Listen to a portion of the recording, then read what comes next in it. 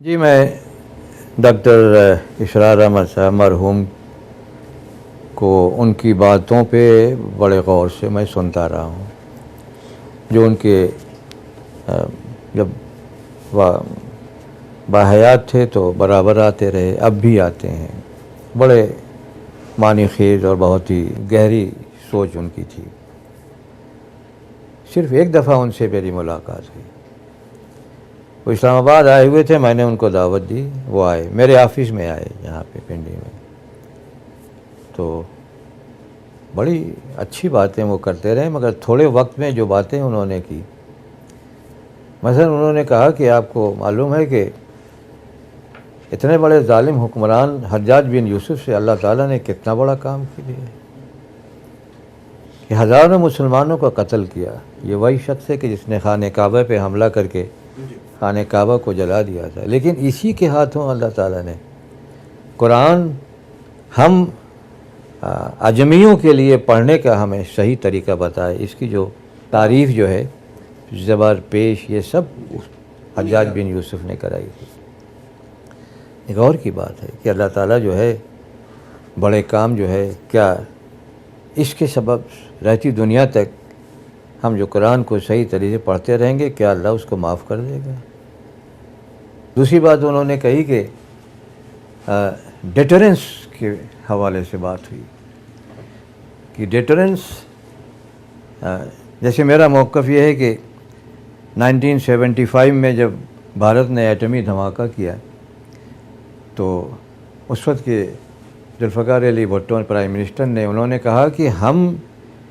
اس کے مقابلے میں اپنی صلاحیت پیدا کریں گے اور یہ جو بیلنس آف ٹیرر خراب ہوا ہے اس کو درست کریں گے، اور آپ نے دیکھا ہے کہ کوئی 10 سال کے اندر ڈاکٹر قدیر اور ان کے ساتھیوں نے وہ صلاحیت حاصل کر لی، اور اب اس صلاحیت کو حاصل کرنے کے بعد جو اس صلاحیت تسلیم کر لی گئی وہ 1998 میں، جبکہ ہم نے بھرپور دھماکہ کیا بھارت کے دھماکے کے مقابلے میں۔ اس وقت کے جو بھارت کا ڈیفنس منسٹر تھا اس نے کہا اب پاکستان اور بھارت کے درمیان مکمل ڈیٹرنس قائم ہو چکا ہے، اور یہ بہت بڑی بات ہے کہ یہ جو ہتھیار ہے جو ہمارے سیاستدان دوسرے لوگ کہتے ہیں ہم اس کو استعمال کریں گے، بھارت کے سر پہ ماریں گے، یہ غلط بات ہے۔ ڈاکٹر صاحب کا بھی موقف یہی تھا۔ دانشور یہ کہتے ہیں it is not a weapon of war, یہ صرف ڈیٹرنس قائم کرنے کے لیے۔ ہم بھی آج کل بڑی باتیں ہو رہی ہیں کہ ہم بھارت سے جنگ ہوگی تو ہتھیار استعمال کریں گے، یہ صحیح نہیں ہے۔ تو یہ ایک موقف تھا ڈاکٹر صاحب کا، اس حوالے سے انہوں نے ایک بڑی بات کہی۔ انہوں نے کہا حضور جب دنیا سے رخصت ہوئے تو ان کے سامانوں میں 7 تلواریں تھیں، مگر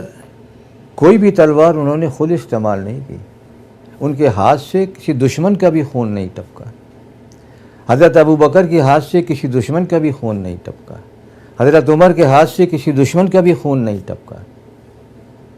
کہتے ہیں یہ ڈیٹرنس ہے، یہ جو ہے کہ طاقت ہے تمہارے پاس، ساری دنیا کو تم فتح کر سکتے ہو، لیکن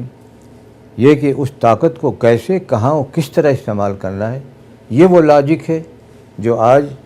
ایٹمی صلاحیت حاصل کرنے کے بعد ہمیں حاصل ہے، ہمیں سوچنا ہوگا۔ جیسے ابھی چند دن پہلے پیوٹن کا بیان آیا ہے، وہ کہتا ہے بڑا دلچسپ ہے، میں مضمون لکھا ہے آپ پڑھیے گا چند دنوں کے۔ وہ کہتا ہے کہ اب ہمیں دنیا میں امن قائم کرنے کی ضرورت ہے۔ جب کولڈ وار تھی تو امن قائم رہا، کوئی بڑی جنگ نہیں ہوئی، لیکن جب یہ امن کولڈ وار کا معاملہ ختم ہوا، روسی پسپا ہو گئے، ٹوٹ گیا سوویت یونین، تو پھر آپ دیکھیں کہ کیسے دنیا اسلام کے خلاف ایک یلغار مچ گئی۔ آج ہمارے کوئی 6 ملک ہیں جو تباہ ہو چکے ہیں، کوئی 30 لاکھ ہمارے مسلمان مارے جا چکے ہیں۔ تو یہ جو طاقت ہے، کہتا ہے کہ we have to prepare for war, جنگ کے لیے ہمیں تیار ہونا ہے، لیکن اس قوت کو ہم نے استعمال کرنا ہے کہ ہمارے خلاف جارحیت نہ ہو سکے، دنیا میں امن قائم ہو، اور اسی سوچ کے تحت وہ سیریا میں گیا ہے، اسی سوچ کے تحت وہ کل عراق میں جائے گا، اس لیے کہ مغربی دنیا تو تماشا دیکھ رہی ہے نا کہ ٹوٹ رہا ہے۔ لیبیا کا کیا حشر ہوا ہے، یمن کا کیا حشر ہو رہا ہے، صومالیہ کا کیا حشر ہے۔ تو یہ اس وقت جو ہے ڈاکٹر اسحاق احمد صاحب کی یہ سوچ جو ہے مجھے بہت گہرائی اس میں نظر آئی، اور میں بھی اسی موقف پہ قائم ہوں کہ ہماری جو طاقت ہے، ایٹمی طاقت، یہ ڈیٹرنس کے لیے ہے، جنگ کے لیے نہیں ہے۔ دیکھیے جنگ اگر ہوتی ہے، ہم 10 ماریں گے، ہمارا دشمن 20 مارے گا، پھر کون بچے گا جو روئے بیٹھ کر کے مرنے والوں کے لیے؟ کوئی نہیں بچے گا۔ یہ صرف ہیبت طاری کرنے کے لیے۔ میں نے مثال دی تھی 1945 میں امریکہ نے جاپان پہ ایٹمی ہتھیار استعمال کیا۔ اگر امریکہ کو معلوم ہوتا کہ جاپان کے پاس ہتھیار ہے، صلاحیت ہے کہ ایک ایٹم بم وہ نیو یارک یا واشنگٹن پہ گرا سکتا ہے، تو کبھی وہ جاپان پہ نہ گراتا۔ یہ وہ اس کی ہیبت جو ہے ایسی ہے کہ اس خوف طاری ہوتا ہے۔ اور ڈاکٹر اسحاق احمد صاحب کی سوچ میں بڑی ڈیپتھ تھی، وہ معاملات کو سمجھتے تھے، اور اپنے بڑوں کے، اسلامی شخصیات کے حوالے سے موجودہ حالات کو جس طرح سے وہ سمجھنے کی کوشش کرتے تھے، وہ اس میں بڑی گہرائی تھی۔ جیسے میں نے کہا نا کہ مجھے پہلے نہیں پتا تھا کہ حضور کے ہاتھوں کبھی جو ہے وہ ایک دشمن کو جو ہے خون نہیں بہا۔